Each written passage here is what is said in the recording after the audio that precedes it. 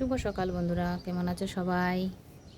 আশা করি সবাই ভালো আছো, আমিও বেশ ভালো আছি। আজকে একটা নতুন ব্লগ নিয়ে এলাম। এই দেখো বন্ধুরা, দেখাচ্ছি আমার ব্যালকনিতে কী হয়েছে, আর নিচের ভিউটা দেখাচ্ছি। এই দেখেন আমাদের এদিকে গ্রামের ভিউটা ভীষণ সুন্দর, ভীষণ সুন্দর।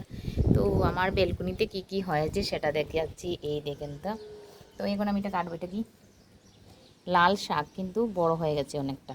তো যেহেতু বড় হয়ে গেছে এখন কাটবো না। আর সবচেয়ে বড় জিনিস হলো, এইটা কি গাছ বলতে পারেন? কেউ যদি বলতে পারো তো অবশ্যই কমেন্ট বক্সে জানাবেন এটার নাম কি, এটা কি গাছ একটু বলবেন। আর এই দেখো নয়নতারা ফুল হয়েছে। আর এই শাকটা কেটে নেব এখন। এই শাকটা কাটবো, কেটে খাবো। এই যে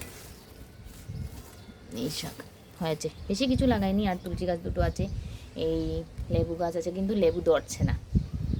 এই দেখুন ফুল বললে না, গাঁদা ফুল অল সিজনে ফুটে। এখন গাঁদা ফুল কিন্তু অল সিজনে পাওয়া যায়। এই দেখুন কি সুন্দর। আমি দুদিন বাড়িতে ছিলাম না, এই জন্য এই অবস্থা হয়েছে। জল দেবো, ঠিক হয়ে যাবে।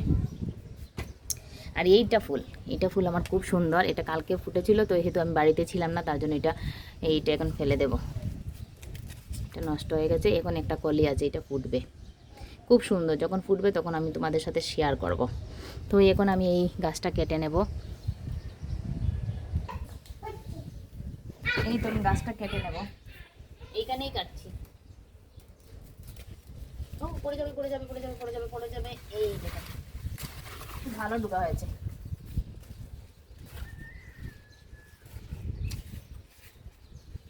আর এই শাকটা তুলবো। একটা গাছ আছে, এগুলির পাতা তুলে নেব, গাছটা থাকবে।